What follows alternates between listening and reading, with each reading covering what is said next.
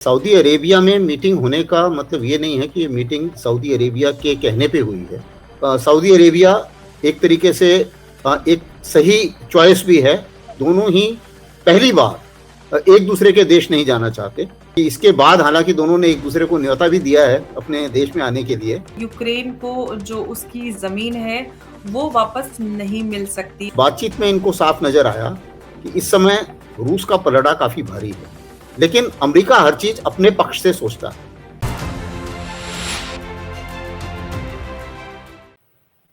जय हिंद, नमस्कार। मैं अंबर जैदी स्वागत करती हूँ आप सबका एक बार फिर से हमारे आज के खास कार्यक्रम में। और आज बात करने वाले हैं हम प्रेसिडेंट ट्रंप और प्रेसिडेंट पुतिन की होने वाली मीटिंग के बारे में। और प्रेसिडेंट ट्रंप की इनॉग्रेशन के बाद पहली बार ये खबर आ रही है और प्रेसिडेंट ट्रंप और प्रेसिडेंट पुतिन के बीच लगभग 90 मिनट्स की एक कॉन्वर्सेशन हुई, जिसके बाद ये खबर सामने आई है कि दोनों ही मिलने वाले हैं और वो मॉस्को जा सकते हैं। और ऐसा प्रेसिडेंट ट्रंप ने खुद बोला है, वो उधर आ सकते हैं और पहली मीटिंग सऊदी अरेबिया में हो सकती है, ऐसा बताया गया है। और कब होगी ये अभी कंफर्मेशन नहीं है, लेकिन मॉस्को और जो रशिया के बीच में सॉरी, रशिया और यूक्रेन के बीच में जो वॉर या कॉन्फ्लिक्ट की हम बात कर रहे हैं, जो चल रहा है, उसको लेकर पूरी डील होने वाली है। जो पीस डील प्रपोज की गई है उस पर सऊदी अरेबिया का एक अहम किरदार इसमें सामने आ रहा है। इस पर हम डिटेल में चर्चा करेंगे। हमारे आज के खास मेहमान मेजर जनरल अस्थाना, बहुत बहुत स्वागत है सर आपका। जय हिंद, नमस्कार। धन्यवाद अपने चैनल पर बुलाने के लिए और आपके व्यूअर से बातचीत करने के लिए।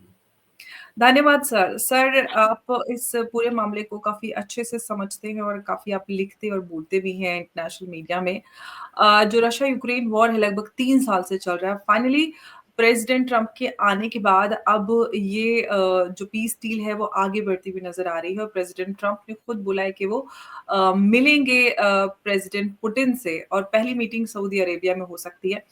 तो जो मीटिंग होने वाली है प्रेसिडेंट ट्रंप और पुतिन के बीच में सऊदी अरेबिया में, इसमें सर अगर सऊदी अरेबिया के जो हम डिप्लोमेटिक रोल की या मूव की बात करते हैं, इसको आप किस तरह से देख रहे हैं कि क्या ये एक जो इंटरनेशनल डिप्लोमेसी में अपनी एक अहम भूमिका या एक सिग्निफिकेंट रोल अदा कर रहा है सऊदी अरेबिया? देखिए, सऊदी अरेबिया में मीटिंग होने का मतलब ये नहीं है कि ये मीटिंग सऊदी अरेबिया के कहने पे हुई है। ये मीटिंग जो है ये तो एक इनिशिएटिव है प्रेसिडेंट ट्रंप की तरफ से और जो उन्होंने बातचीत करी प्रेसिडेंट पुतिन से। सऊदी अरेबिया के दोनों ही से ही अच्छे संबंध हैं।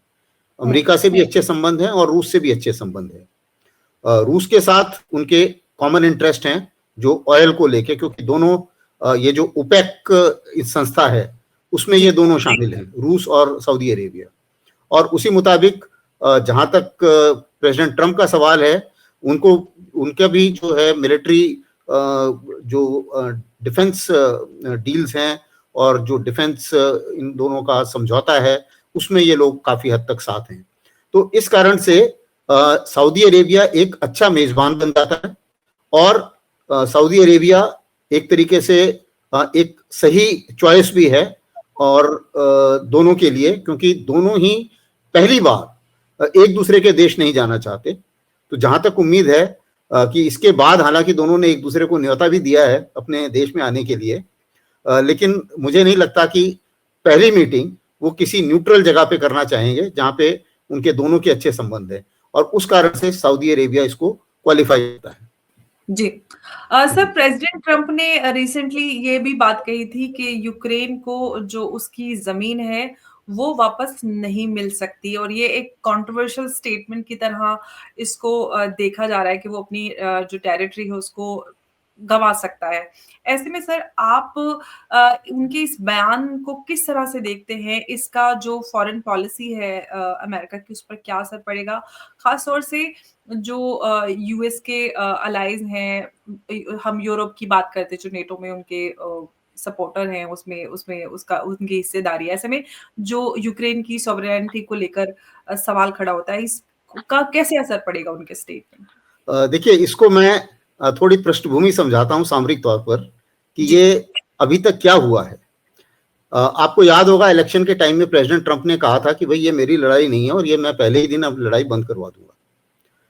जब वो कुर्सी पे आए तब उनको रियलाइज हुआ कि ये पहले दिन लड़ाई बंद होना इतना आसान नहीं है और इस लड़ाई में काफी सारी कॉम्प्लिकेशंस हैं जो इतनी आसानी से बंद नहीं हो पाएगी।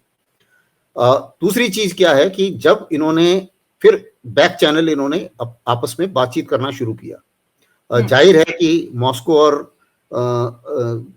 अमेरिका के बीच में काफी बातचीत हुई है इस बारे में और डायरेक्टली इनडायरेक्टली जो कि मीडिया के सामने नहीं होगी लेकिन बातचीत हुई। अब उस बातचीत में इनको साफ नजर आया कि इस समय रूस का पलड़ा काफी भारी है और अगर देखा जाए तो जमीनी हालात ये हैं कि रूस ने जितना कब्जा कर लिया उसको अगर वापस लेना है तो उस हालत में लड़ाई और लंबी होगी और उसमें यूरोप का और यूक्रेन का भी और ज्यादा नुकसान होगा। लेकिन अमेरिका हर चीज अपने पक्ष से सोचता है। अब अमेरिका का पक्ष क्या है और ये बहुत अच्छी तरीके से उनके जो नए डिफेंस सेक्रेटरी हैं उन्होंने पूरे यूरोप के सामने ये क्लियर कर दिया कि उनका पक्ष क्या है। अब सामरिक तौर पे अमेरिका ट्रंप के नेतृत्व में ये समझता है कि रूस नहीं बल्कि चीन सबसे बड़ा प्रतिद्वंदी है, हमें चीन के ऊपर कंसंट्रेट करना चाहिए और ये जो रूस की जो से साथ जो लड़ाई है ये अनवांटेड लड़ाई है, इससे हमें कोई विशेष फायदा नहीं होने वाला है। दूसरी चीज अमेरिका को ये भी लगता है कि यूरोपियन देश जो हैं वो ये हमें हमारा जो एड लेके और हमारे ऊपर एक तरीके से एक अनबैलेंस्ड ट्रीटी चल रही है ये, जिसमें वो लोग कम कंट्रीब्यूट करते हैं और हम लोग ज्यादा कंट्रीब्यूट करते हैं, यानी कि हम लोग ज्यादा पैसे देते हैं। अब जितनी एड यूक्रेन को दी गई है 30 देशों ने मिलकर मुश्किल से 70-80 बिलियन दिए हैं और अकेले अमेरिका ने 60 बिलियन से ज्यादा दिए हैं। तो साफ नजर आ रहा है कि बाकी सब जो है वो अपना खर्चा उतना नहीं करते हैं। सेकेंड वर्ल्ड वॉर के बाद में इन सब ने अपने डिफेंस को आगे मजबूत नहीं किया, इसीलिए ये लोग घबरा जाते हैं जल्दी रशिया से। अब ट्रंप ने पिछली बार भी कहा था जब पहली बार वो सत्ता में आए थे कि भाई आप कम से कम 2% खर्च कीजिए। अब वो कह रहे हैं कि नहीं 2% काफी नहीं है, अगर रूस इतना खर्च कर रहा है तो आप कम से कम 5% खर्च कीजिए, ये उन्होंने साफ बता दिया उनके डिफेंस सेक्रेटरी ने। दूसरी चीज, वो इस रिस्क में नहीं पड़ना चाहते जो बाइडेन उन्होंने पैदा कर दी थी कि भाई न्यूक्लियर वॉर हो जाए। वो बोलते हैं नहीं, मुझे नहीं लेकर लड़नी न्यूक्लियर वॉर और ना ही मैं थर्ड वर्ल्ड वॉर के हक में हूं, तो मैं रशिया के साथ जूझना नहीं चाहता और ये अगर आप लड़ाई लड़ रहे हो तो ये आपकी लड़ाई है, आप इसको खुद संभालो, खुद खर्च करो। तो ये उनका मानना है। इसी मुताबिक उन्होंने कई चीजें बिल्कुल साफ कर दी। सबसे पहले कि यूक्रेन का नाटो में मैं नहीं समझता कि वो नाटो में शामिल हो सकता है, ये पहली बात क्लियर कर दी उन्होंने। दूसरी चीज उन्होंने जो क्लियर की है कि जो अच्छा, इसी बीच एक और चीज बताऊं इससे पहले कि मैं दूसरी चीज बताऊं कि क्या क्लियर किया इन्होंने फिर कोशिश की कि रूस के ऊपर दबाव डाला जाए कि भाई आप की सीज फायर कर दो पहले दिन, या एकदम सीज फायर कर दो जैसे ही ट्रंप आते हैं। अब रूस इस समय जीतने की हालत में है, रूस काफी स्ट्रांग है और पुतिन भी बहुत ही स्ट्रांग लीडर है। इस समय मेरे विचार से पुतिन वर्ल्ड में सबसे ज्यादा स्ट्रांग लीडर है और सबसे ज्यादा उनकी इज्जत भी करते हैं उनके देश वाले। तो इतना आसान नहीं है। तो पुतिन का तरफ से रेस्पॉन्स आया कि ठीक है, पहले इनको बताने दो कि इनका क्या प्रपोजल क्या है, उसके बाद मैं सोचूंगा। इस तरीके से बातचीत हुई। फिर इन्होंने प्रेसिडेंट ट्रंप ने एक बीच में धमकी दे दी रूस को कि हम टैरिफ लगाएंगे और हम सैंक्शन कर बढ़ा देंगे। उसके ऊपर भी फिर उन्होंने जवाब दिया कि हम तो बहुत पहले से सैंक्शन में रह रहे हैं, कोई ऐसी भयानक मुसीबत नहीं है। तब उनको रियलाइज हुआ कि रूस इतनी आसानी से मानने वाला नहीं है और अब उन्होंने अपने और रूस के इंटरेस्ट जो हैं उन दोनों को मिलाना शुरू किया। फिर नए उनके आइडियाज आए दिमाग में। पहला आइडिया आया, यूक्रेन को बोला उन्होंने कि भैया अगर मदद चाहिए तो आप मेरे साथ सौदा करो और अपने जो रेयर अर्थ मिनरल्स हैं वो मुझे दो। तो वो ये कह रहे हैं कि भाई हमारा अभी अगर शुरू से लेके आखिरी तक अगर हम हिसाब करें तो तकरीबन $350 बिलियन आपके ऊपर खर्च हो चुके हैं, तो आप $500 बिलियन की हमारे साथ डील कीजिए। आज मैंने सुना है कि जो डील के जो कागज हैं वो जेलेंस्की को दे दिए गए हैं। और जेलेंस्की ने बोला है कि भाई मैं अभी हमारे यहाँ अपनी कैबिनेट के साथ में मैं इसके ऊपर मशवरा करके और फिर मैं इसको साइन करूंगा। तो मैं अभी मशवरा करने के लिए वो कागज अभी उनके पास है। ये आज की खबर है, आज ये कागज हैंड ओवर हुए हैं। अब आती है जो दूसरी बात जो मैं बताने वाला था। दूसरी बात उनका यह है कि अभी तक यूरोप और जो बाइडेन और बाकी सबके सब इंफॉर्मेशन वॉर में बताए जा रहे थे कि जी यूक्रेन जीत रहा है, यूक्रेन बहुत तगड़ी हालत में है वगैरह वगैरह। और अब उन्होंने साफ बता दिया था, हालांकि उनके प्रोफेशनल बोलते थे कि भाई जो टेरिटरी चली गई आप रशिया से जीत नहीं पाएंगे, तो जब तक कि नाटो के सोल्जर्स वहां ना जाएं। अब ये बात क्लियर हो गई है। तो अब अमेरिका के डिफेंस सेक्रेटरी ने ये बिल्कुल क्लियर कर दिया है कि 2014 का जो बॉर्डर, अगर आप सोच रहे हो कि हम 2014 का बॉर्डर बहाल करेंगे, तो ये प्रैक्टिकल नहीं है। ये उन्होंने दूसरी बात बताई।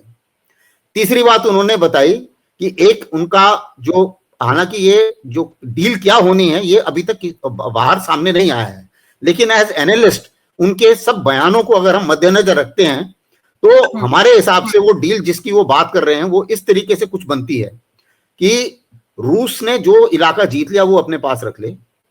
कुर्स्क से अगर वो ये यूक्रेन बाहर नहीं निकलता है तो रूस संधि नहीं, ये सीज फायर करेगा ही नहीं जब तक वो उसको कुर्स्क से बाहर नहीं निकाल देगा, तो उससे उधर से उन्हें बाहर निकलना ही पड़ेगा। तीसरी चीज ये है कि उसके बाद में एक बफर जोन बनाई जाए और उसमें पीस कीपर्स आ जाए। और पीस कीपर्स यूरोप को खुश करने के लिए वो बोल रहे हैं कि वो आपके पीस कीपर होंगे, और अमेरिका कह रहा है कि वहां पे मेरे पीस कीपर नहीं जाएंगे, मेरा कोई सोल्जर यूक्रेन में नहीं जाएगा। तो ये बात भी क्लियर कर दी है जेलेंस्की के सामने कि अमेरिका का जो शक्ति है वो ऑन ग्राउंड आपके पास नहीं है, ये क्लियर कर दिया उन्होंने। उसके बाद उन्होंने ये भी क्लियर किया है साथ में कि अभी आप हमारे ऊपर जो है नाटो को अपना जो जिम्मेवारी है वो खुद संभालनी चाहिए, और यूरोप की जो सुरक्षा है वो यूरोप को खुद देखनी चाहिए, और क्योंकि इससे नहीं तो डिपेंडेंसी क्रिएट हो जाती है, ये भी उन्होंने बताया। अब इन सब चीजों को मद्देनजर रखते हुए जेलेंस्की के पास जो ऑप्शन रह जाते हैं, तो एक तो चीज है कि जैसे आपने बताया कि पहले लड़ाई हो रही थी सोवराइनिटी में और नाटो को शामिल करने के लिए, कि मैं नाटो को शामिल होना चाहते हैं और रूस मुझे शामिल नहीं होने दे रहा है। तो अब ये क्लियर हो गया है कि भाई आप नाटो में तो शामिल हो नहीं सकते। दूसरी चीज वो बोलते थे कि जी मेरी सोवराइनिटी और मेरी डेमोक्रेसी है। अब सोवराइनिटी की जहां तक बात है तो भैया आपने अपनी सोवराइन रिसोर्सेज आप देने वाले हो रेयर अर्थ अमेरिका को। पहले आप, जब अमेरिका ने बोला कि लड़ाई लड़ो तो आपने लड़ाई शुरू कर दी। जब आप संधि करना चाहते थे तो उसमें जो बोरिस जॉनसन को भेज दिया कि भैया नहीं, तुम संधि नहीं करोगे, तुम लड़ते रहोगे, तो तुम लड़ते रहे। तो आपकी सोवरेनिटी बची कहां? आपने सोवरेनिटी ऑलरेडी, ये है कि भाई रशिया के बजाय आपकी सोवरेनिटी अभी अमेरिका के पास में, जो बाइडेन के पास में पहुंच गई थी जी। अब प्रेसिडेंट ट्रंप का कहना है कि भैया ठीक है, अपनी सोवरेनिटी के साथ आप रहिए, हमें कोई तकलीफ नहीं है, लेकिन हमें लड़ाई वर्ल्ड वॉर में मत खींचिए, हम न्यूक्लियर वॉर नहीं लड़ने वाले हैं रूस के साथ में। तो ये एक तरीके से मोटे तौर पे रूपरेखा बन रही है जो संबंध होना है। अब जी इतना आसान नहीं है कि रूस मान जाएगा, क्योंकि रूस के भी कुछ अपने रिक्वायरमेंट है। रूस के ऊपर इस समय वर्ल्ड में वो सबसे ज्यादा सैंक्शनड देश है, तो रूस भी अमेरिका के साथ डील करेगा कि भैया मेरी सैंक्शन हटाओ तब मैं मानूंगा, इतना आसानी से नहीं मानूंगा। तो इन सब में अभी सब कुछ खत्म नहीं हुआ है, ऐसा नहीं है कि पीस आने वाली है। अभी क्या होने वाला है कि जब तक पहले ये लोग मिलेंगे, इनके ऊपर बातचीत होगी।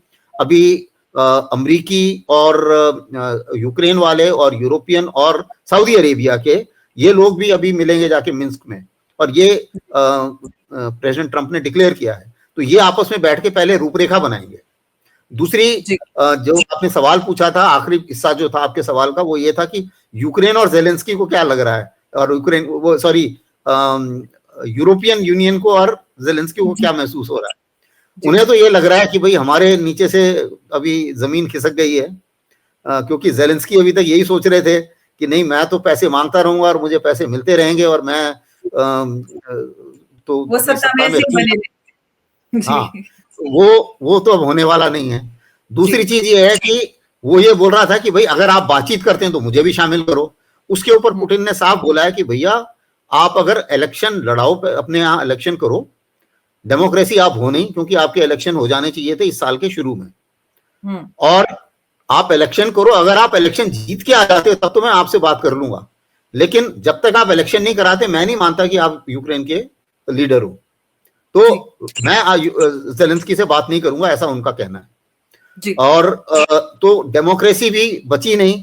अब अगर आप देखें तो किसी ने बिल्कुल सही कहा है कि अगर 7 अक्टूबर के टाइम पे जब अमेरिका ने इनको एक तरीके से प्रोवोक किया था, ये बात अगर समझ में आ जाती ज़ेलेंस्की के कि नाटो की रट ना लगाएं तो ये कुछ नहीं होता, लेकिन नाटो की रट लगाई उन्होंने और इतना सब कुछ हो गया।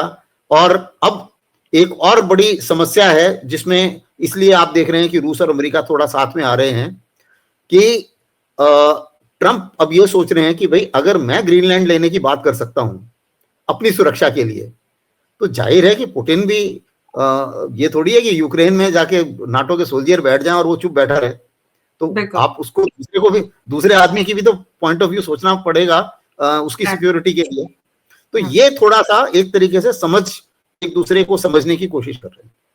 जी, तो ये समझ में आ रहा है कि प्रेसिडेंट ट्रंप जो ये पीस टॉक है रशिया और यूक्रेन के बीच में, उसमें काफी जल्दीबाजी करते हुए नजर आ रहे हैं। उससे एक बात तो सर ये समझ में आती है, जो यूक्रेन की टेरिटोरियल इंटीग्रिटी है या फिर कहीं के जो इंटरनेशनल नॉर्म्स ऑफ सॉवरेनिटी है, उस पे कॉम्प्रोमाइज तो करना ही पड़ेगा, ये बात तो समझ में आती है। लेकिन सर एक सवाल ये है मेरा कि जो इनविटेशन गया है क्रेमलिन की तरफ से प्रेसिडेंट ट्रंप को, और हम जानते हैं कि प्रेसिडेंट ट्रंप जो है उन्होंने काफी क्रिटिसाइज करते आए हैं रशिया को, जो भी उनका एक व्यू रहा है। ऐसे में जो इनविटेशन है उनकी तरफ और उनको बुलाना मॉस्को में, क्या अचीव करना चाहते हैं पुतिन उनको वहां पर बुलाकर, इससे क्या हासिल हो पाएगा?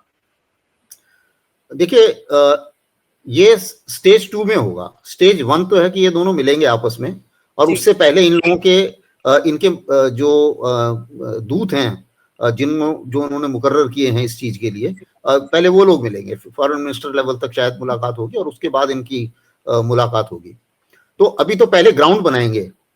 इसी बीच मेरा अपना मानना है कि जितनी ये पीस डील में बात हो रही है कि भाई आप जो जमीन जीत ली वो आप रखिए, तो रूस में, क्योंकि मैं अभी मॉस्को भी गया था, तो मैं जो रूसी पॉइंट ऑफ व्यू से जो मैं आपको बताऊं, देखिए जमीन अपने पास रखना, ये तो रूस को पता है कि वो तो मैं वैसे ही रख लूंगा, तो उसमें मुझे कोई नया कंसेशन नहीं मिला। कुर्स से मैं वैसे ही बाहर निकाल लूंगा, कुछ दिन की बात और है, कुछ महीनों की बात और है, वो मैं अपने आप कर लूंगा। लेकिन उसको कंसेशन चाहिए, अभी सैंक्शन हटनी चाहिए। तो रूस की डिमांड है कि सैंक्शन हटे। अमेरिका की डिमांड है कि अगर ये लड़ाई खत्म हो तब जाके मैं कहीं और कंसंट्रेट कर पाऊं। और जो सबसे ज्यादा इंपॉर्टेंट इन लोगों के लिए है, अमेरिका में प्रेसिडेंट ट्रंप के लिए है, कि वो अंदर की तरफ अपने ज्यादा देखना चाहते हैं, क्योंकि वहां पर कॉस्ट ऑफ लिविंग बहुत हाई हो गई थी, इकोनॉमिक प्रॉब्लम्स काफी हो रही थी। बाकी जो उन्होंने प्रॉमिस किया है, इमिग्रेशन, ये वो जितनी भी चीजें हैं, तो उन सब चीजों को करने के लिए उन्हें अपने एंगेजमेंट थोड़े कम करने, और रूस का एंगेजमेंट उन्हें अभी रास नहीं आ रहा है। अब शुरू में अगर आप देखें, जो बाइडेन ने एक्चुअली में ये लड़ाई किस लिए हुई है, सबसे पहले तो ये है कि भाई उन्हें ये लग रहा था कि जो यूरोप है ये रूस के ऊपर ज्यादा डिपेंड हो रहा है। नॉर्थ स्ट्रीम 2 अगर बढ़ गई आगे तो इतना ज्यादा डिपेंडेंट हो जाएगा कि ये लोग मेरी नहीं सुनेंगे, ये सिर्फ रूस की सुनेंगे। तो कुछ ना कुछ ऐसा करो जिससे ये कहानी रुक जाए। और दूसरा क्या है कि उनके आर्म्स बिक जाएं। लड़ाई तो जरूरी है क्योंकि उनकी आर्म इंडस्ट्री चलती है, और एनर्जी बिक जाए, क्योंकि एनर्जी ये लोग सस्ती खरीद रहे थे रूस से।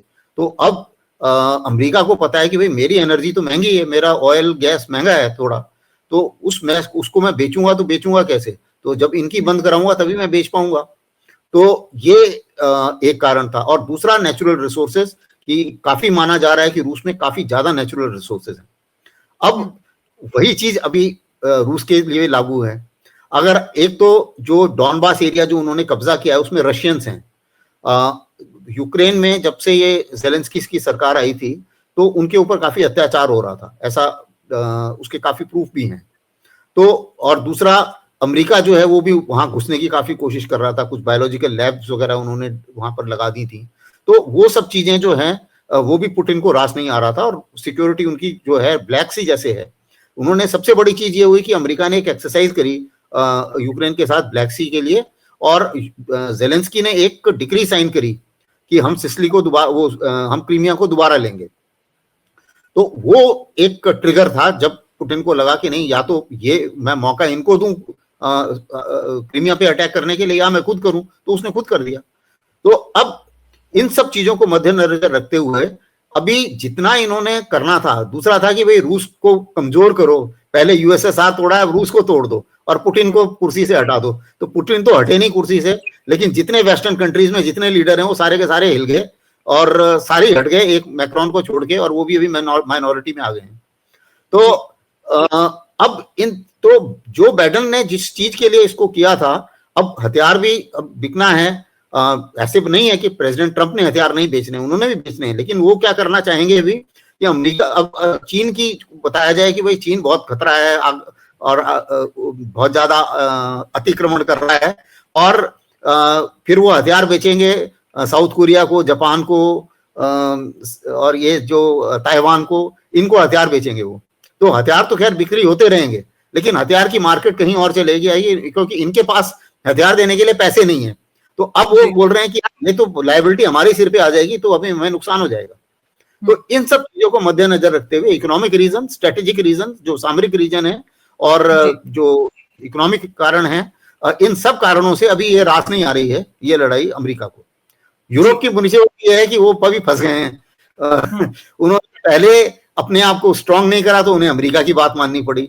अमेरिका ने जो बोला, सस्ती एनर्जी खरीद रहे थे रशिया से, वो नॉर्थ स्ट्रीम 2 उड़ा दी, और जर्मनी कुछ नहीं बोला, जबकि जर्मनी को सबसे ज्यादा नुकसान हो रहा है नॉर्थ स्ट्रीम 2 उड़ने से, लेकिन वो सब चुप बैठे रह गए।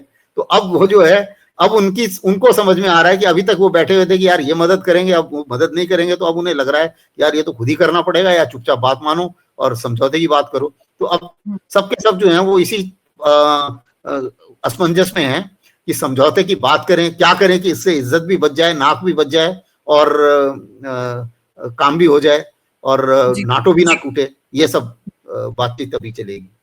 जी सर, अगर प्रेसिडेंट पुतिन और प्रेसिडेंट ट्रंप के बीच जो ये मीटिंग होने वाली है, उसके बाद जो पीस डील पर कहीं एक अग्रीमेंट बन जाता है या फ्रेमवर्क एक तैयार हो जाता है पीस टॉक का, तो उसका जो इमीडिएट जो कॉन्सिक्वेंसेस हैं, जो यूक्रेनियन है उनके सामने क्या-क्या होंगे, और खास तौर से जब हम बात कर रहे हैं टेरिटोरियल कॉम्प्रोमाइज की यूक्रेन को करना पड़ सकता है।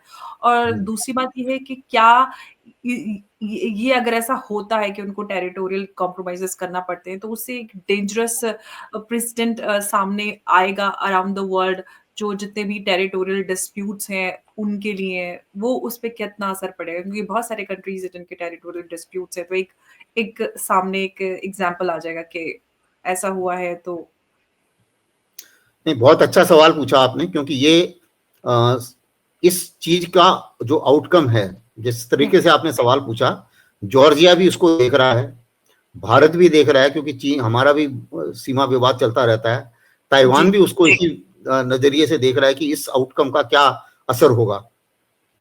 तो ये एक इंपॉर्टेंट सवाल है। लेकिन अब क्या है कि लड़ाई यूक्रेन में कम से कम इस हालात में पहुंच गई है कि अभी जितना मर्जी जोर लगाएं और आगे लड़ाई बढ़ाने से उनको नुकसान ज्यादा है और फायदा नहीं होने वाला है। तो ये एक रियलिटी है जो सामने आ गई है, क्योंकि कहीं पे भी देखें अगर आप, जैसे अजरबैजान अर्मीनिया की भी लड़ाई हुई थी कुछ समय पहले, एक स्टेज ऐसी आ गई जब अर्मीनिया को पता चला कि भाई अगर मैं और आगे बढ़ाता हूं तो मुझे कोई फायदा नहीं होगा, वो तो जाएगा ही जाएगा, मेरी अपनी इकोनॉमी भी सत्यानाश हो जाएगी और मेरा सर्वाइवल का मुश्किल हो जाएगा मेरे लिए। तो उन्होंने मान लिया कि ठीक है, चलो नगोर्नो कराबाख को हम छोड़ देते हैं। अब वही चीज इधर लागू है कि ये रियलाइजेशन अभी आना पड़ेगा। और जहां तक रूस का सवाल है, रूस का ये कहना है कि इसके पीछे काफी हिस्ट्री है एक्चुअली यूक्रेन की और रूस की। हैं तो ये भाई भाई, और ये लोग आपस में ही कई रूसी बड़े लीडर जो हैं वो यूक्रेन से पैदा हुए हैं, यूक्रेन में पैदा हुए हैं, था तो ये यूएसएसआर ही। अब पुतिन का ये कहना है कि भाई जितनी रशियन स्पीकिंग एरिया है, जैसे डॉनबास में रशियंस रहते हैं, खार्किव में रशियंस रहते हैं, ओडिशा में और क्रीमिया में रशियंस रहते हैं, तो वो ये कह रहा है कि जो रशियन इलाका है वो तो मैं लेके रहूंगा, क्योंकि मैं नहीं चाहता कि वो दोबारा से रूसी लोगों के सामने के ऊपर ये अतिक्रमण हो दोबारा से, तो वो लेके रहेगा। जहां तक बाकी देशों का सवाल है कि उसको फिर ये भी है कि भाई नाटो मेरे एकदम जगह पे नहीं होना चाहिए, क्योंकि हालांकि नाटो अभी जब नॉर्वे शामिल हो गया है, सॉरी फिनलैंड शामिल हो गया है नाटो में, तो नाटो तो उसकी सीमा के साथ लग गया है, इसमें तो कोई शक नहीं है। लेकिन उधर उसको इतनी प्रॉब्लम नहीं, क्योंकि वो लैंड बॉर्डर है। यहाँ पे सबसे बड़ी प्रॉब्लम क्या है कि जो ब्लैक सी है वही एक ऐसा है जो उसके लिए बंदरगाह है, बड़ा बंदरगाह है रूस के लिए, और जो ब्लैक सी फ्लीट है पूरा का पूरा, वो तभी कारगर साबित होता है जब ब्लैक सी उसके पास हो। और अगर ये उस नाटो यहां आ जाता है तो रूस के लिए एक ट्रेड करना ही बहुत मुश्किल हो जाएगा। तो रूस को इकोनॉमिक जो यूरोप में जो ट्रेड करना है वो तो मेडिटेरेनियन में जाने का रास्ता वहीं से जाता है, बॉस्फोरस होके जाता है, जो तुर्की का जो स्टेट है बॉस्फोरस स्टेट, वहां से रास्ता जाता है। तो इसलिए ये बहुत ही क्रूशियल था उसके लिए। तो इसलिए कुछ हद तक रूस की चिंताएं जेन्युइन थी, और इसको हम बाकी के जो अतिक्रमण हैं उसके साथ कंपेयर नहीं कर सकते। अब जैसे आप मिसाल के तौर पे कंपेयर कीजिए चीन का भारत के ऊपर जो रवैया है, उसकी कोई चिंता नहीं है भारत ने तो नहीं बोला मैं हमला कर रहा हूं, क्योंकि भारत तो नाटो नहीं है, तो और ना ही भारत अमेरिका को हमला करने देगा भारत की धरती से, तो ये जेन्युइन नहीं है। और उसी मुताबिक जहां तक बाकियों का सवाल है, अभी जॉर्जिया का है, जॉर्जिया भी उसका बैकयार्ड है और जॉर्जिया भी ब्लैक सी है, तो जो सिक्योरिटी मुसीबत ब्लैक सी के लिए लागू है यूक्रेन के लिए, वही जॉर्जिया के लिए लागू है। तो मुझे नहीं लगता कि जॉर्जिया भी ना नाटो जॉर्जिया को शामिल होने देगा नाटो में, ना जो जॉर्जिया के लीडर भी अभी इसी बारे में बात कर रहे हैं कि नहीं भाई वो शामिल होने के कोई फायदा नहीं है, अपने देश को बर्बाद करने से क्या फायदा है। क्योंकि पिछली बार इन्होंने बात की थी तो पुतिन ने दो जो अबकाजिया और एक और जो जगह है वो कब्जा कर लिया था और उनको स्वतंत्र घोषित कर दिया था। तो दोबारा नेक्स्ट टाइम में बचा हुआ जॉर्जिया ना चला जाए तो कोई फायदा नहीं है उसका। तो इसलिए रूस महाशक्ति है, इसमें कोई शक नहीं है, और उसको उसी मुताबिक इनको ऑनर भी करना पड़ेगा। तो ये दिक्कतें हैं। और प्रेसिडेंस की जहां तक बात है, मुझे नहीं लगता कि जो एक कंडीशन दूसरी कंडीशन से मिल नहीं रही है। तो हालांकि ये वेस्ट का प्रोपेगेंडा था कि पुतिन शुड लूज, क्योंकि इफ पुतिन विंस, अगर पुतिन जीतता है तो हर जगह अतिक्रमण होने शुरू हो जाएंगे। अब वहां पे पुतिन जीते या ना जीते, अभी ट्रंप जो अतिक्रमण कर रहे हैं उसका क्या होगा? वो बोल रहे हैं कि कनाडा शामिल कर दो मेरे उसमें, और ग्रीनलैंड शामिल कर दो, और पनामा में हो सकता है कि मैं मिलिट्री भी इस्तेमाल कर लूं। तो अब ये, और इससे पहले जो अतिक्रमण हुए उसका क्या होगा? तो ऐसा नहीं है कि एक जगह अतिक्रमण बंद करने से या एक को पनिश करने से सब बाकियों के अतिक्रमण बंद हो जाएंगे। तो हर सिचुएशन अलग है, और हर सिचुएशन का मुझे लगता है कि अलग ही एक डायनेमिक्स बनेगी विश्व स्तर पे, और उसी मुताबिक वो चलेगा। सर जल्दी से एक और छोटा सा सवाल, उस पर मैं आपका जवाब जानना चाहती हूँ। सर अमेरिका और रशिया दोनों सुपर पावर एक साथ उनको एक पटल पर आ जा रहे हैं, कॉमन ग्राउंड्स अगर पा लेते हैं रशिया और यूक्रेन कॉन्फ्लिक्ट पर, और जहां पे यूरोपियन और यूक्रेनियन कंसर्न है उनको साइडलाइन करते हुए, तो क्या जो लॉन्ग टर्म जियोपॉलिटिकल शिफ्ट हैं वो किस तरह के हमारे सामने उभर कर आएंगे इस पूरे उसमें? शिफ्ट बिल्कुल क्लियर है। उसने भी बताया था, जो उनके डिफेंस सेक्रेटरी ने, कि हमारा सबसे बड़ा प्रतिद्वंदी है चीन।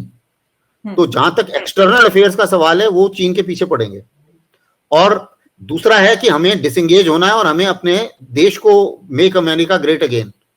तो हमें अंदर अपना काफी एफर्ट करना है, जो हमारी अपने बॉर्डर्स हैं उसको हमें सुरक्षित करना है, और हमें इकोनॉमी को बढ़ाना है, और इसीलिए ये दुनिया भर के टैरिफ और जो इकोनॉमिक वॉर है, और दूसरा वो ये कोशिश करना का चाह रहे हैं कि भाई जो चीजें लड़ाई से ट्रुप्स भेज के क्या करना है, हम उनका ट्रंप का ये मानना है कि मैं इकोनॉमी को एक वेपन की तरह इस्तेमाल कर सकता हूं और मैं हर चीज जो है इकोनॉमी से सॉल्व कर लूंगा। तो ऐसा उसका मानना है। अब कितने वो सक्सीड करते हैं या नहीं वो वक्त ही बताएगा। जी, बिल्कुल। और टैरिफ्स का तो सर कहीं न कहीं अगर अमेरिका टैरिफ दूसरी कंट्रीज़ पे लगाता है तो उसका असर उनके इंटरनल जो इकोनॉमी है उस पे भी नज़र आएगा। बट अभी जो यूक्रेन और रशिया के बीच पीस टॉक्स है उसको लेकर उम्मीद की जा रही है कि सऊदी अरेबिया में पहली मीटिंग होने वाली है, लेकिन डेट्स अभी तक फाइनलाइज़ नहीं है। कब और कितने दिनों बाद वो मिल पाएँगे दोनों सऊदी अरेबिया में, उसके बाद दोनों ने एक-दूसरे को अपने-अपने देश में आने की दावत भी दी है। तो किस तरह और कितनी जल्दी हम रशिया यूक्रेन जो पीस डील है उस पर अपडेट्स हम आते हुए देखेंगे। उसके बाद ही आप सबके सामने एक बार फिर से हम चर्चा के लिए हाज़िर होंगे। सर बहुत-बहुत शुक्रिया आपका हमारे साथ आज की इस अहम चर्चा में जुड़ने के लिए और अहम आपने बिंदु हमारे साथ और हमारे दर्शकों के साथ साझा किए। बहुत-बहुत धन्यवाद। नमस्कार, जय हिंद, जय भारत। धन्यवाद बहुत-बहुत। धन्यवाद सर। Thank you.